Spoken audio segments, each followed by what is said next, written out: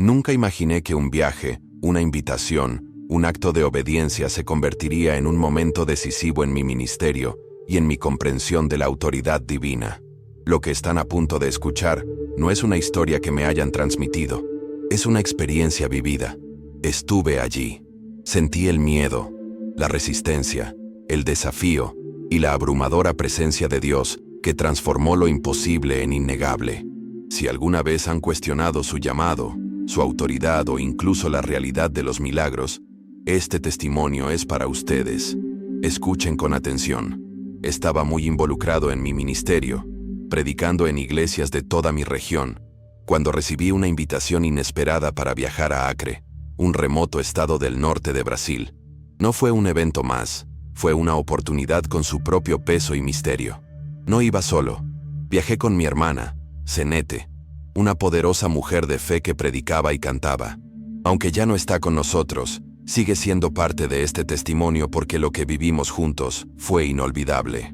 Los organizadores enviaron nuestros planes de viaje y partimos con gran expectativa, sin saber que nuestra fe se vería sometida a una presión insospechada. El viaje fue largo y complicado. De Río al noreste, y luego a Acre. Seguimos la ruta obedientemente, confiando en que Dios nos guiaba. Pero al acercarnos al último tramo, las cosas empezaron a cambiar. El autobús en el que íbamos se averió en una carretera remota. No había refuerzos, ni apoyo, ni comunicación. El tiempo se nos escapó, y nuestra llegada programada se retrasó varias horas. Finalmente, llegamos a la terminal de Acre, cansados, desorientados, y con la esperanza de encontrar a alguien esperándonos. Pero no había nadie. Nadie nos saludara. Ninguna cara conocida. Solo extraños y ruido. Hombres y mujeres estaban reunidos alrededor, bebiendo, riendo, ajenos a nuestra confusión. Miré a mi hermana e inmediatamente sentí que estábamos en una posición vulnerable. No se trataba solo de estar perdidos, se trataba de estar desprotegidos en territorio desconocido. No teníamos idea de a dónde ir ni en quién confiar. Sentía peligro en el ambiente. Todo en mí me decía, no te muevas, no tomes un viaje, no hables a menos que el Espíritu Santo te guíe.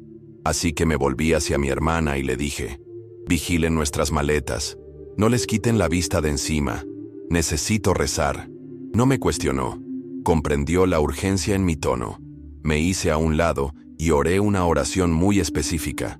Dije, Dios, habla con la pareja que se suponía que nos recogería. Despiértalos, interrumpe su descanso si es necesario. Envíalos aquí, Señor, porque no tenemos otra opción. Eso fue todo. Una oración audaz, como la de un niño, arraigada en la fe pero con capas de desesperación. Mientras tanto, de vuelta en su casa, sucedió algo milagroso.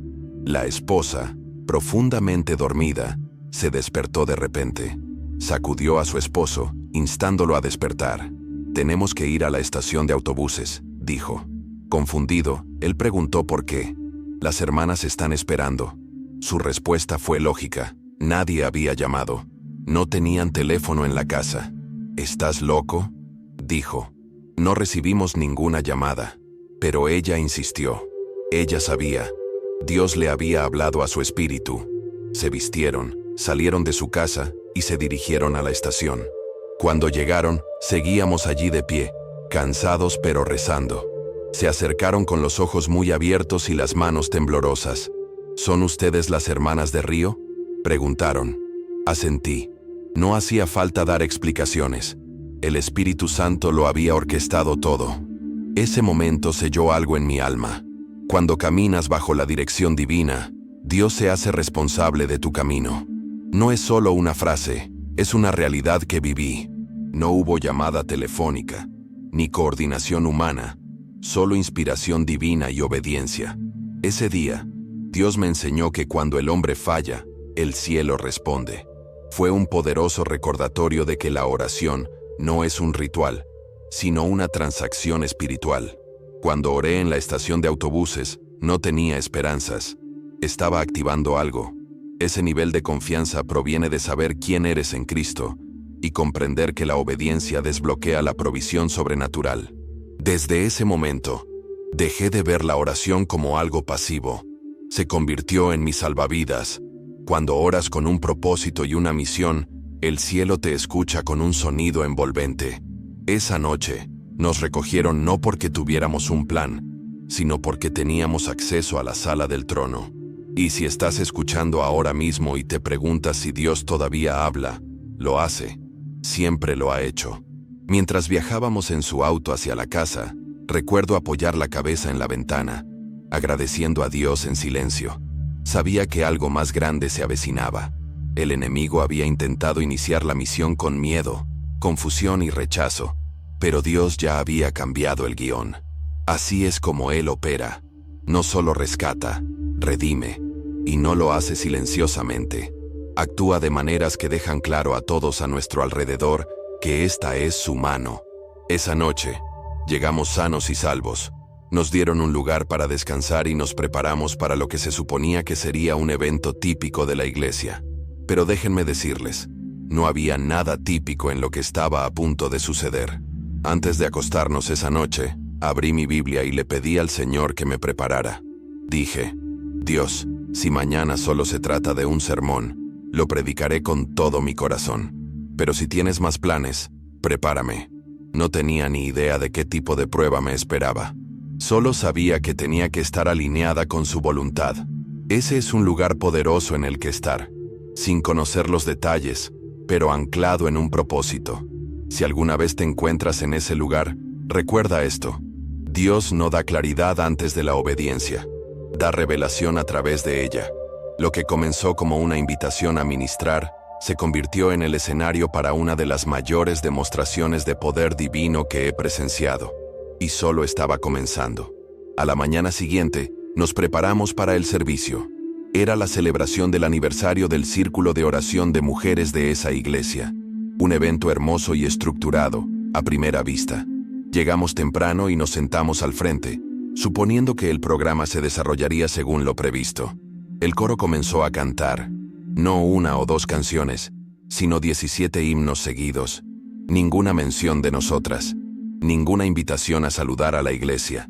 Ningún reconocimiento de que habíamos viajado por todo el país a petición suya. Mi hermana se removió incómoda en su asiento. Era apasionada y audaz. «Vamos», susurró con firmeza, dándome un codazo en la pierna. «Esto es humillante. No fuimos llamadas para ser ignoradas».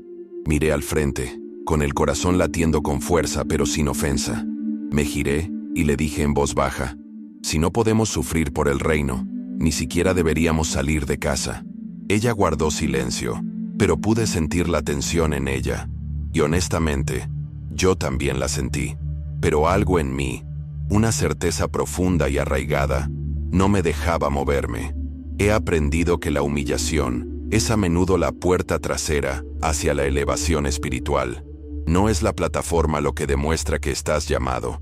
Es cómo te comportas cuando te la quitan. Lo presenciamos todo. Y entonces sucedió algo inusual. El servicio continuó sin nosotros. No fuimos llamados. No fuimos presentados. Sin embargo, sabía que estábamos destinados a estar allí. Podía sentir resistencia en la atmósfera espiritual. Una especie de guerra que no era ruidosa, sino intensa. Más tarde supe que alguien había hablado con el pastor, diciéndole que en nuestra denominación, a las mujeres no se les permitía predicar. Lo habían convencido de que si éramos ministros, estábamos actuando en rebelión. Así que, en lugar de honrar el plan original, el pastor invitó en secreto a un hombre de una iglesia vecina para que nos reemplazara. No nos lo dijo. No informó a la congregación. Todo se había arreglado, a puerta cerrada, tras prejuicios espirituales. Pero esto es lo que el hombre olvida. Lo que Dios dispone no se puede cancelar. El pastor invitado llegó tarde, disculpándose por el micrófono. Dijo que 3 de sus neumáticos habían reventado en la carretera, una avería simbólica que lo retrasó hasta casi el mediodía. Se quedó allí, con las manos sucias de cambiar neumáticos, tratando de explicar la demora. Mi hermana y yo estábamos sentadas en silencio, observando. Y entonces nos miró.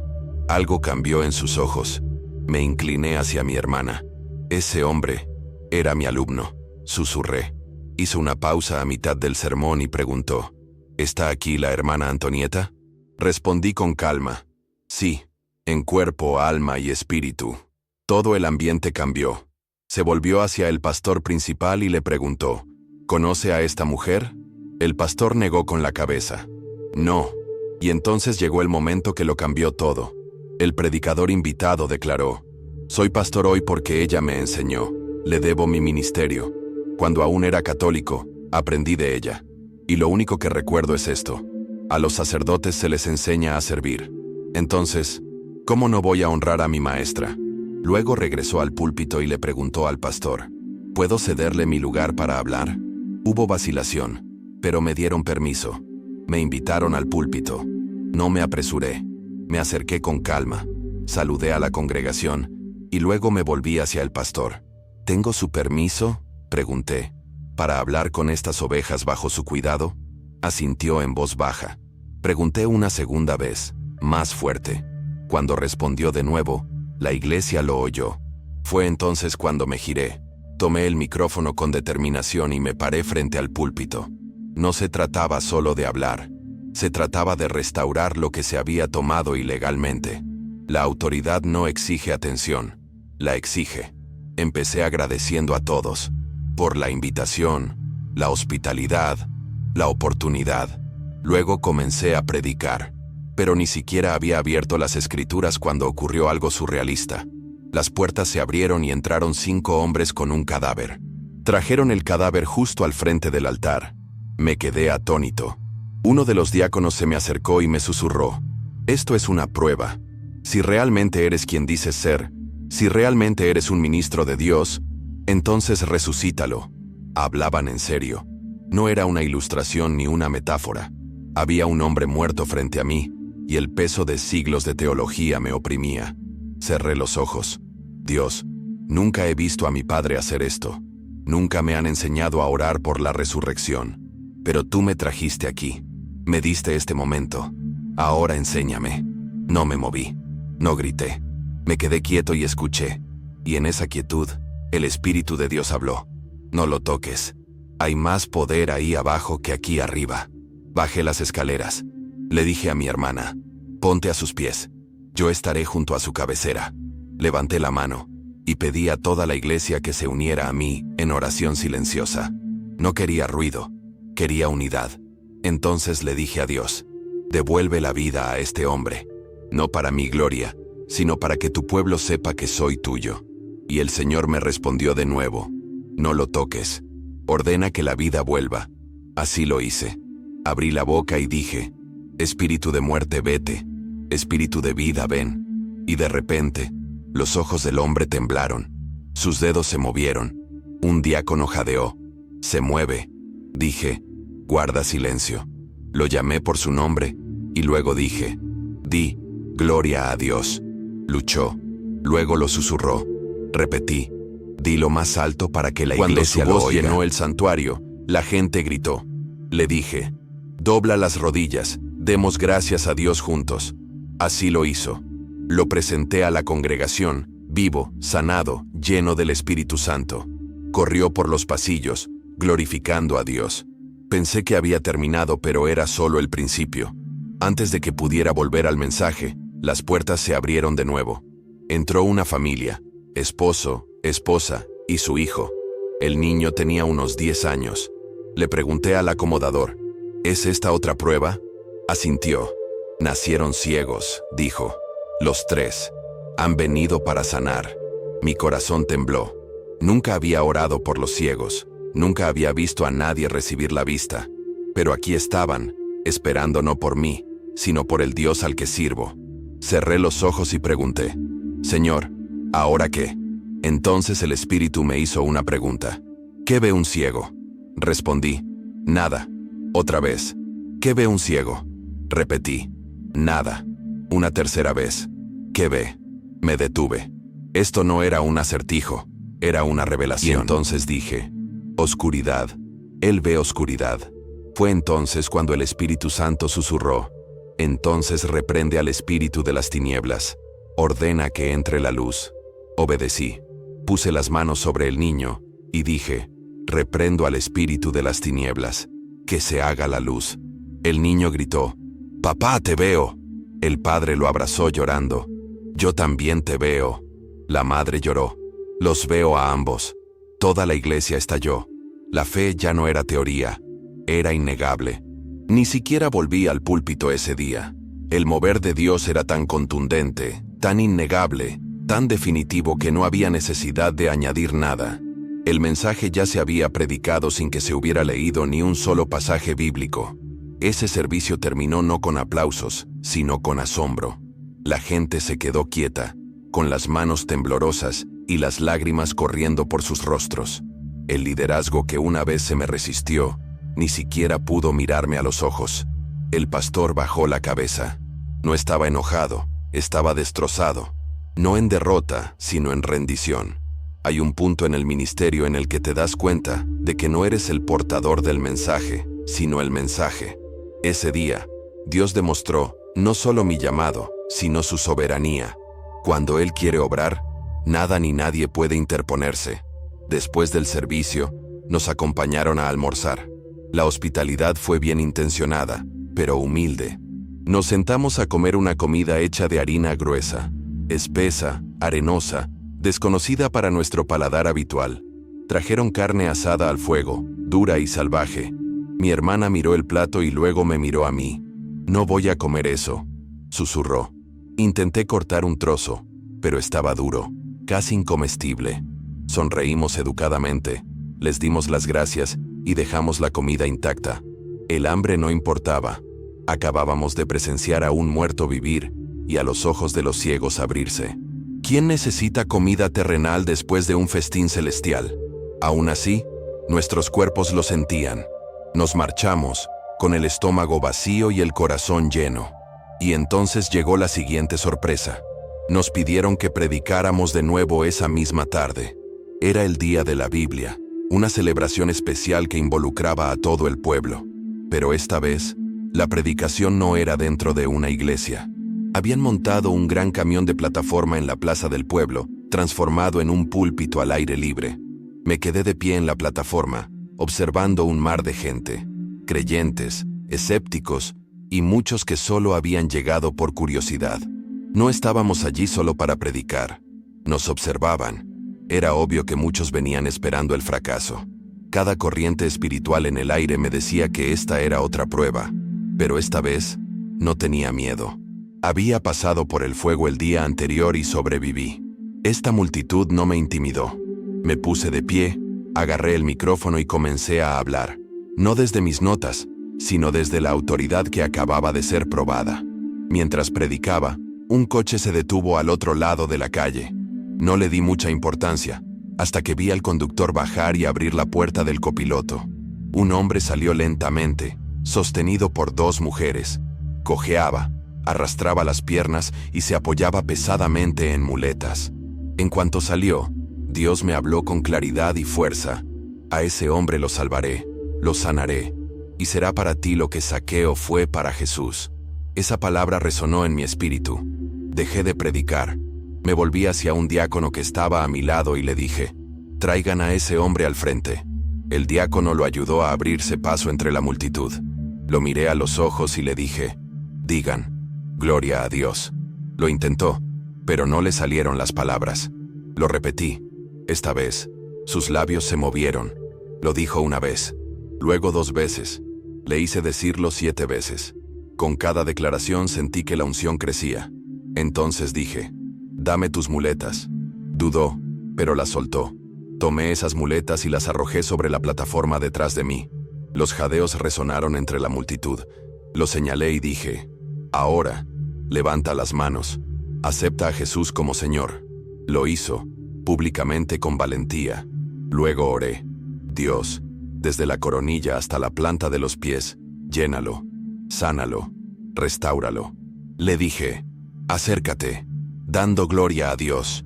Sus piernas comenzaron a moverse, primero lentamente, luego con firmeza. La multitud estalló en gritos.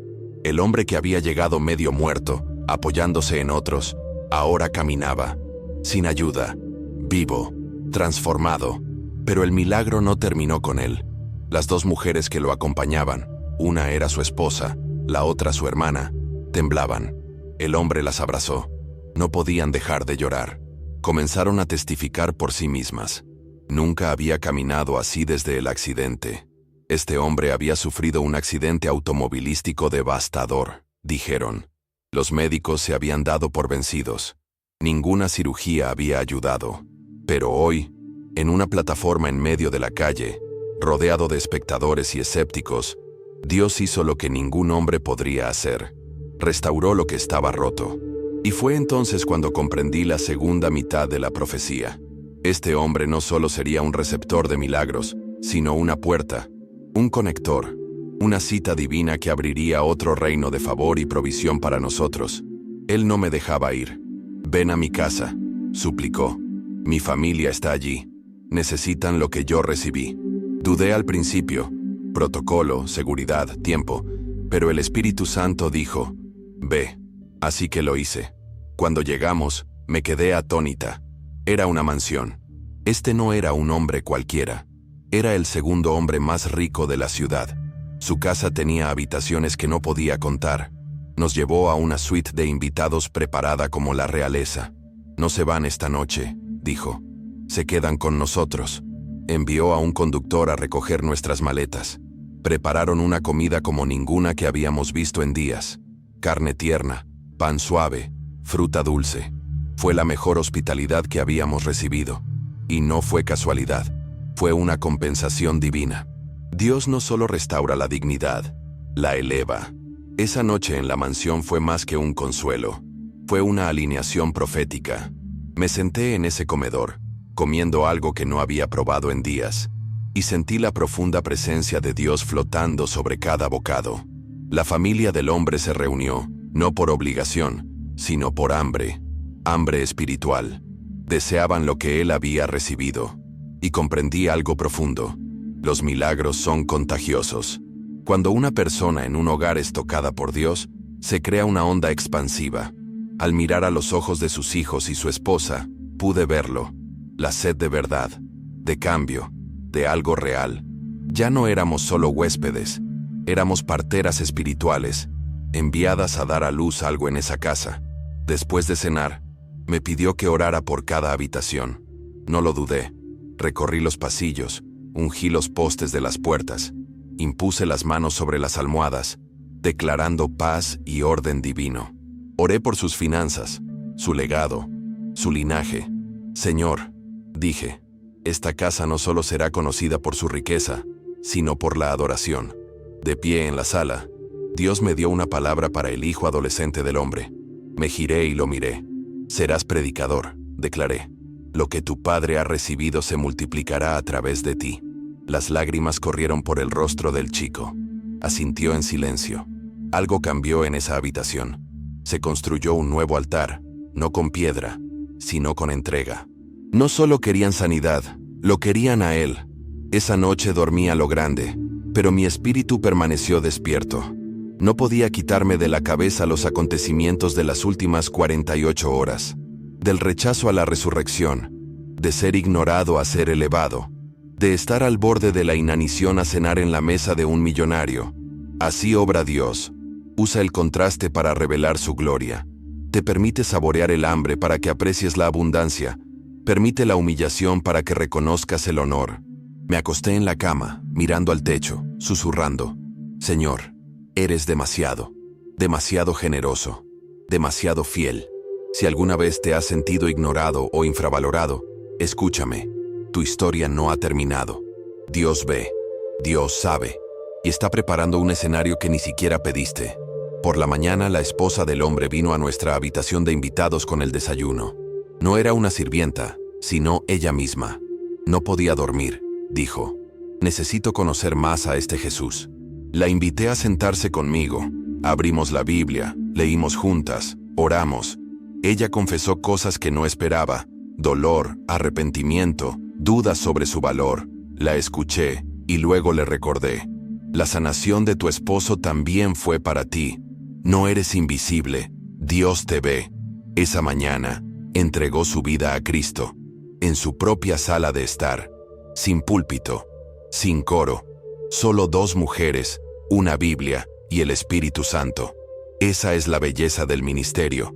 No se limita a los escenarios.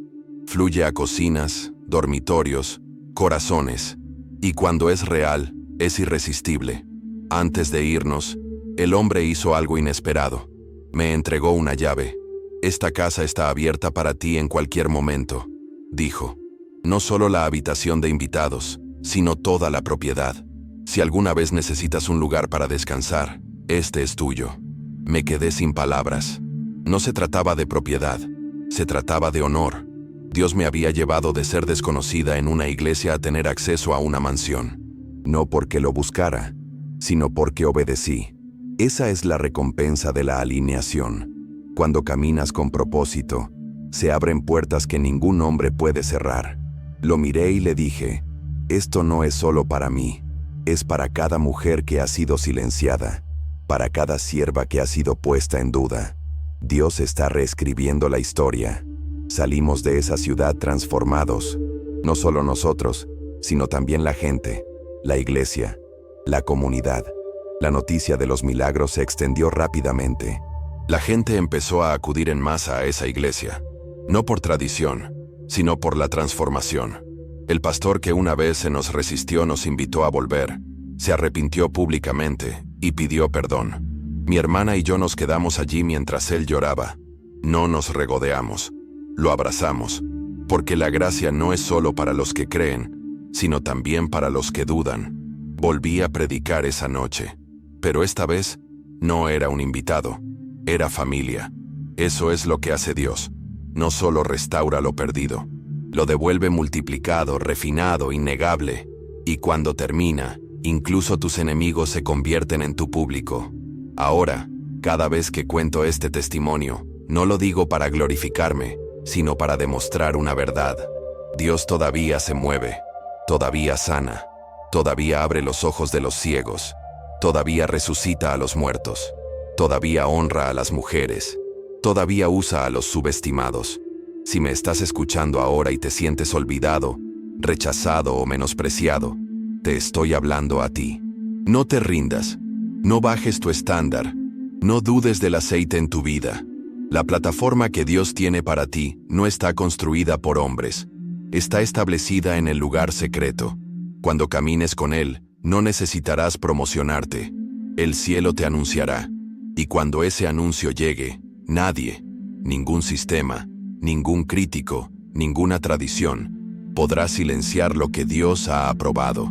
Y ahora has escuchado el testimonio completo, no de un libro, ni de la historia que alguien más contó, sino de una mujer que lo vivió a cada instante. Me enfrenté a la oposición. Fui puesta a prueba de maneras que quebraron el orgullo y expusieron mi fe. Vi la muerte doblegarse ante la vida, la ceguera dar paso a la vista, y el rechazo humano convertirse en aceptación divina. No pedí milagros para demostrar nada. Simplemente me mantuve disponible. Ese es el poder de caminar con Dios. Cuando dices sí a su voluntad, Él hace lo que solo Él puede hacer. Y si lo hizo por mí, puede hacerlo por ti. Hay un mensaje en esta historia que no es solo para líderes, pastores o misioneros. Es para los olvidados. Es para la mujer a la que le han dicho que no tiene voz. Para el joven que se siente incompetente. Para quien ora por un mover de Dios, pero aún no ve evidencia. Vine a decirles, el silencio antes del milagro sigue siendo tierra santa. La demora no cancela la tarea. Lo que llevas cuenta. Y cuando llegue el momento, el cielo interrumpirá la tierra para dar paso a tu obediencia. Así que quiero preguntarte algo real ahora mismo. Si este testimonio despertó algo en ti, si reavivó tu fe, desafió tu comodidad o te sacó de la duda, no te lo guardes. Suscríbete a este canal y sigue a Jesús con valentía. No te limites a consumir contenido. Vive tu llamado. Únete a una generación que se niega a callar, a ser marginada. Comparte este mensaje con alguien que necesite recordar que Dios todavía está en el proceso de convertir el rechazo en avivamiento. Deja un comentario y dime qué parte de esta historia te conmovió más. Las leo. Oro por ellas. Esta no es una conversación unidireccional. Estamos construyendo algo juntas. Y si eres una mujer en el ministerio, o alguien que se siente llamada pero insegura, Que esto te confirme. No estás descalificada. Estás designada. Y tu voz tiene peso cuando lleva la palabra de Dios. Activa las notificaciones para no perderte ni un momento de lo que Dios está haciendo aquí. Este canal no se trata solo de videos, sino de testimonios que abren los ojos, restauran corazones y dan fe. El mismo Dios que se movió en esa ciudad, en esa iglesia, en esa familia, también quiere moverse en tu vida. Pero espera tu sí. Di que sí. Ahora mismo. En tu hogar, en tu corazón, en tu espíritu. Di que sí. Quiero dejarte con esta última verdad. A veces Dios permite que te rechacen públicamente para poder elevarte sin lugar a dudas. No le temas al fuego. De ahí fluye el aceite. No te retraigas ante la resistencia. A menudo es la puerta a lo milagroso. Si alguna vez te has sentido invisible, ignorado o no invitado, bienvenido. Estás en buena compañía. Y Dios apenas está comenzando contigo. Gracias por acompañarme en este camino. Gracias por escucharme, por abrir tu corazón, por adentrarte en algo más profundo. No lo tomo a la ligera. Ahora estamos conectados, no solo por una pantalla, sino por el Espíritu de Dios, que sigue escribiendo historias como esta. Hasta la próxima. Quédense en su presencia. Sean valientes en su llamado, y nunca olviden que el mundo necesita lo que llevan consigo. Nos vemos pronto.